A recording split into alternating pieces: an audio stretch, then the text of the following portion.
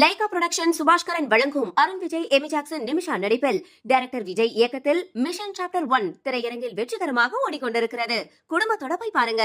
மதுரை அவனியாபுரத்தில் நாளை ஜல்லிக்கட்டு போட்டி நடைபெற உள்ளது. அதற்கான பணிகள் தற்போது தீவிரமாக நடைபெற்று வருகிறது. இது தொடர்பாக செய்தியாளர் சுபாஷ் இணைந்திருக்கிறார். அவரிடம் கேட்கலாம். சுபாஷ், ஜல்லிக்கட்டு போட்டி மதுரை அவனியாபுரத்துல நாளை நடைபெற உள்ளது. அது ரொம்பவே பிரபலமான ஒன்று. அந்த போட்டிக்காக என்னென்ன ஏற்பாடுகள்லாம் அங்க பண்ணிட்டு இருக்காங்க?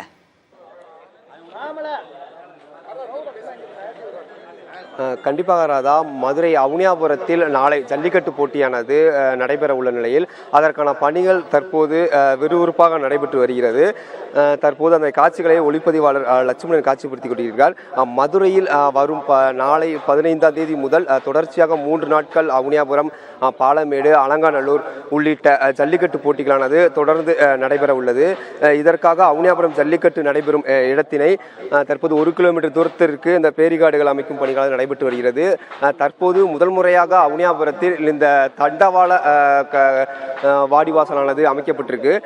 இது எதற்காக என்றால் அதிகமான மாடுகளை இந்த முறை அதிகமான மாடுகளை ஜல்லிக்கட்டு போட்டியில் களம் இறப்பதற்காக இந்த வாடிவாசல் அமைப்பானது செய்யப்பட்டுள்ளது. தொடர்ச்சியாக இந்த வாடிவாசல் பணிகளை மதுரை மாவட்ட ஆட்சியர், மேயர் உள்ளிட்டோர் ஆய்வு மேற்கொண்டு வராங்க. தற்போது நம்மகிட்ட இந்த வாடிவாசல் அமைப்பாளர், பரம்பரையாக வாடிவாசல் அமைப்பாளர் நம்மகிட்ட இருக்க, அவர்கிட்ட கேட்போம். இந்த வாடிவாசல் இந்த முதல் முறையாக இந்த தண்டவாள கதவு வைக்கப்பட்டது காரணம் என்ன? அதாவது 600 காலையில் 700 காலையில் தான் நாங்கள் அவுத்துக்கிட்டு இருந்தோம். இந்த மாதிரி வச்சா கொஞ்சம் வாசலை சுருக்கி வச்சோம்னா கொஞ்சம் காலையில் 1000 காலைக்கு மேலே அறுக்கலாம்னு சொல்லி ஒரு இதுக்காக தான் பண்ணிக்கிட்டு இருக்கோம். அதாவது விஷயம் எல்லாம் பேசினாங்க மினிஸ்டர், கலெக்டருங்கெல்லாம். அகலமான வாடியாக இருந்தால் மாடு சுற்றிட்டு நின்றுக்கிறது, டைமிங் எடுக்கிறதுனால சீக்கிரமாக போகணும், மாடு நிறையா அவுக்கணும் அப்படின்ற காரணத்தினால சுருக்கி வைக்க சொன்னாங்க. அது மாதிரி சின்ன வாடியாக போட்டிருக்கோம்.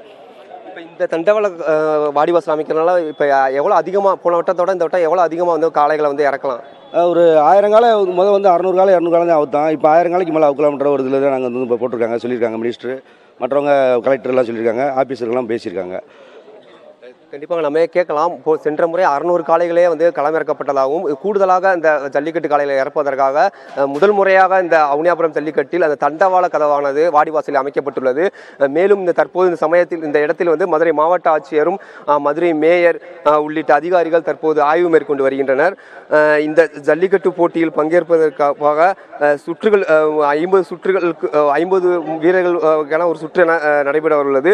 தொடர்ந்து அவனியாபுரம் ஜல்லிக்கட்டு போட்டியில் மதுரை மாநகர காவல் ஆணையாளர் லோகநாதன் தலைமையில் 1500 காவலர்கள் பாதுகாப்பு பணியில் ஈடுபட உள்ளனர்.